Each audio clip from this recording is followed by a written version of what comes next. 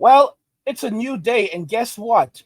Women are furious. They are furious that men are walking away from Western society and relationships in Western society. They're putting up content upon content, condemning men for leaving and also trying to shame men. But at the very moment that these men leave, and not only leave and clap back, they become furious, ballistic, and they start breaking down on social media saying that they don't feel safe. We're going to be jumping into this video where we're going to be looking at why black women are breaking down into tears as black men become password bros and leave. Now, the thing is, these women, they said, we don't want these men. So why are you chasing after these men? Why are you trying to shame these men? Because these men are now rejecting and replacing you. They are walking away. And then when these men clap back, these women cannot handle it.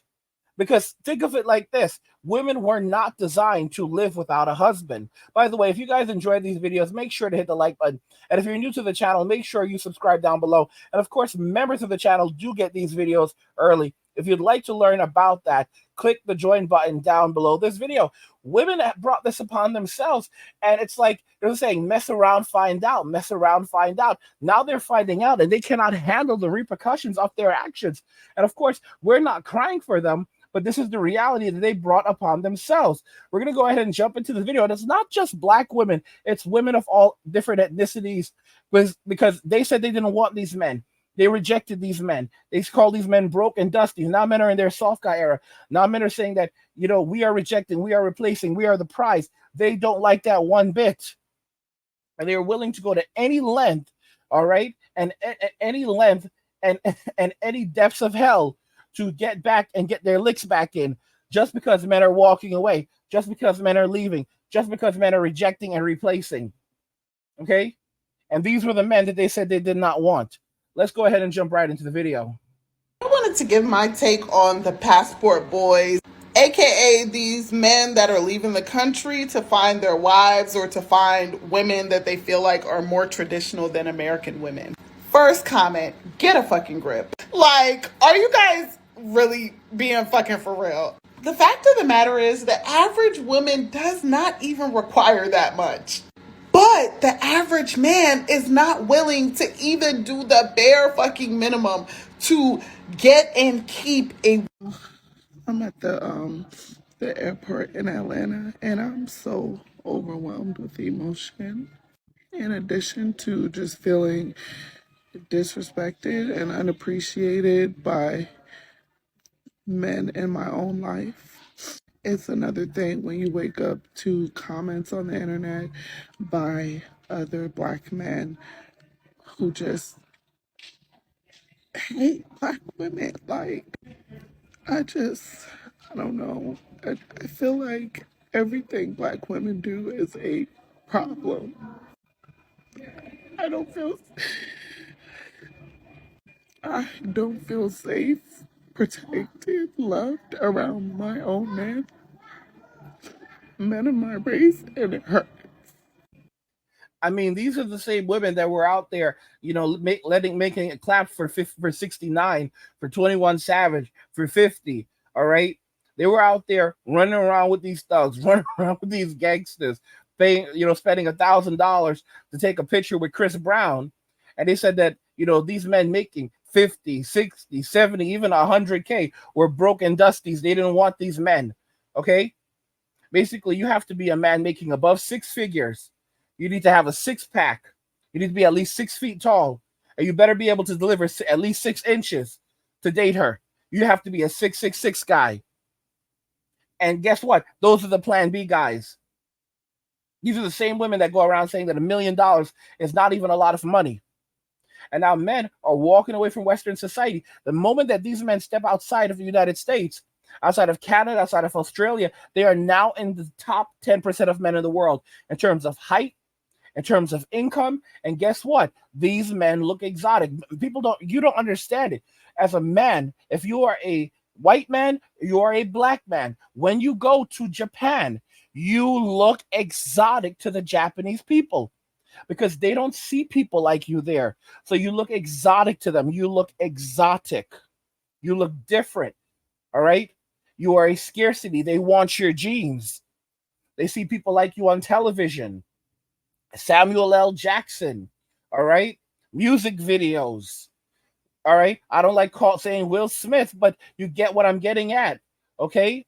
Guys like Brad Pitt or famous actors in Hollywood. Hugh Grant. I mean, Mel Gibson, various others. I mean, it's essentially they want these men. You look exotic to them. You look like famous actors. You look like you look like people who do not commonly exist in their country. So they want you. You're typically taller. You are taller than the average man in their country. Okay, the average man in Asia is something like 5'6", 5'7". The average man in the United States is like 5'9", 5'10". Okay, so you are typically 2 to 3 inches minimum taller than the average man in the rest of the world. If you are 5'6", you are average in the rest of the world. If you're a 5'6" man, you go overseas to almost any of these other countries in South America, Asia, you are average height. You are average height and you are exotic. You will have a ton of women lining up to date you. You make $30,000, $40,000 a year of disposable income. You are in the top 10% of men in the world. Top 10% of men in the world in terms of your earnings. Even in Japan, the average earnings in Japan are significantly lower than the average earnings in the United States. You are in the top 10% of men in the world. And you need to wake up and realize it. Okay? That's the reason women overseas, they want these men. They want these men. And of course, that's why you have these simp pastors. That's why you have these simps screaming and hollering and shaming men, because men are walking away from the church. They're walking away from the church. Is just another form of the state. All right? And I said, stay out of the church and stay off the streets. Because the streets lead to the church and the church leads back to the streets. So stay out of the church and stay off the streets. And women are they're agents of the state. So basically their job is to reallocate wealth and resources from men back to the state, and they are rewarded for doing that. And the church is just another form of the state. So if men are not getting married to women, if men are not even dating, if men are not even being physical, what's happening? That's leading to the church, which is just another form of the state, losing money. So they're going to be pissed off, and they're not going to go down easy. They're going to be hollering and screaming and shaming and doing whatever it takes. They are literally calling men walking away, men staying home, playing video games, living their best life, the Antichrist, and saying that is a generational curse because men don't want to be selfless and take responsibility. All right. The truth is, these men are just pissed off. The pastor is just another form of pimp.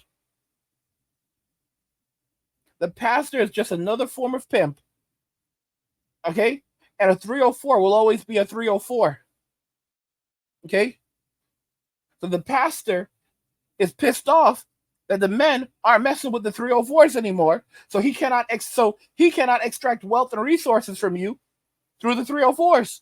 Because men are avoiding them. Men see through it now. The church, as defined by Jesus Christ, is not a place. It is not a building. It is simply a gathering of believers in Jesus Christ. Jesus literally said, where 2 or 3 are gathered, let there be God. So the modern day church is not the church that Jesus built. Ooh, think about that carefully. And men are waking up to it. There are men who are going to church service online. There are men who are phoning it in, and they'll get together with a couple of people every week, but they're not stepping foot into the building. But it's still men gathering. 3 or 4 are gathered. They don't like that because it's cutting them off from the accesses and resources of men that these people live off. When these men don't get their money, when these pastors don't get their money, they start talking about generational curses. They start saying that things are going to start going wrong in your life because you're not paying tithe. They're playing with your head. They just want your money. They just want your money. They don't give a damn about you. When everything is going good, they say it's God. When everything is going bad, they can't do anything for you. That's the church for you.